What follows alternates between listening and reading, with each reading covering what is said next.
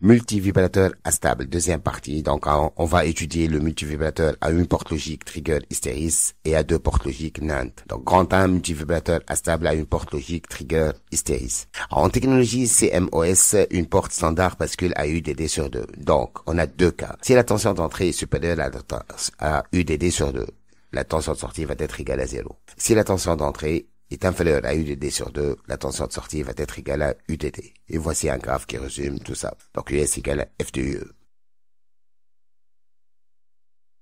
Contrairement à une porte standard, une porte trigger n'a pas un seuil de basculement, mais deux seuils de basculement. UBH et UHB, tel que UBH est inférieur à UHB. Dans le cas d'un inverseur trigger, les conditions de basculement de la sortie sont: il faut que UE supérieur à UHB pour que US égale à 0. Il faut que UE inférieur à UBH, que US égale à UDD. Et voici un symbole d'un trigger inverseur.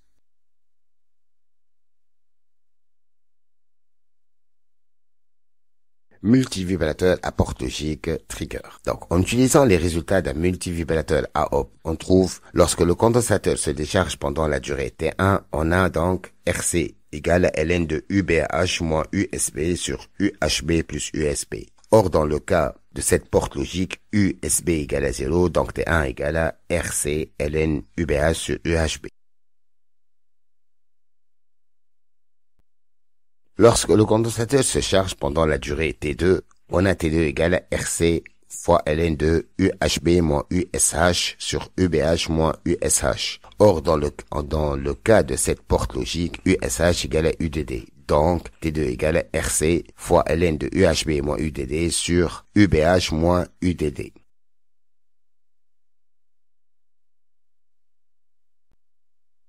Grand 2. Multivibrateur instable à deux portes logiques NAND. Les portes logiques utilisées dans le montage sont standards. Donc, chacune possède une seule tension de basculement UB égale à UDD sur 2.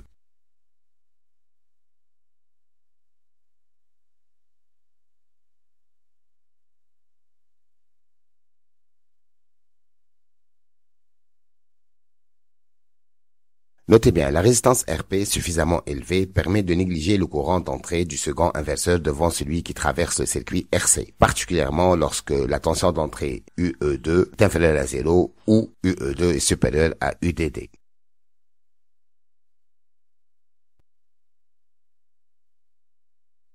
D'après la loi d'Eymard, US1 égale à UE2 plus UC. À l'état initial, à t égale à 0, donc on a US1 égale à UDD et UC égale à 0. D'où, en remplaçant dans la relation de la loi d'Eymard, on en trouvera donc UE2 égale à UDD. Donc, première phase, le circuit de charge du condensateur.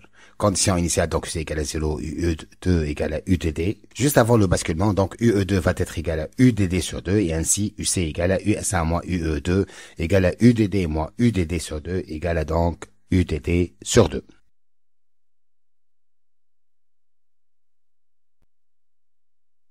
Deuxième phase. Donc, le circuit de charge du condensateur, condition initiale, donc UC égale à UDD sur 2, ça fait égal à donc moins la tension d'entrée 2.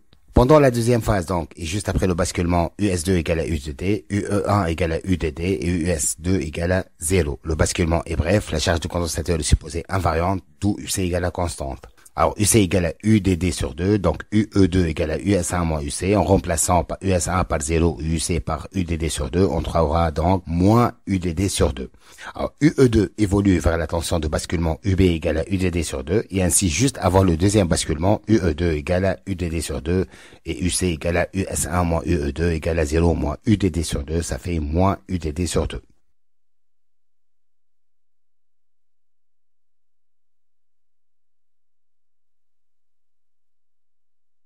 Troisième phase, le circuit de recharge du condensateur, condition initiale donc UC égale à moins UDD sur 2 et UE2 égale à US1 moins UC, ça fait 3 UDD sur 2. Alors juste après le deuxième basculement, donc US1 égale à UDD sur 2 et UC égale à UDD, et ainsi UE2 égale à US1 moins UC, ça fait UDD plus UDD sur 2, ça fait 3 UDD sur 2. À la fin de cette troisième phase, US1 égale à 0 et juste avant le basculement, UE2 égale à UDD sur 2. Donc UC égale à US1 moins UE2, ça fait UDD moins UDD sur 2, ça fait UDD sur 2.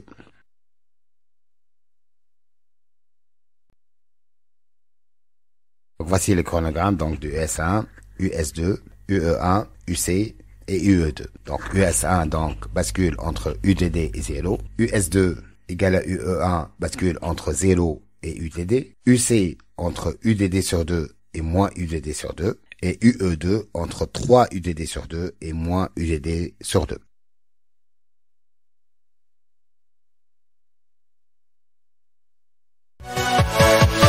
Yeah.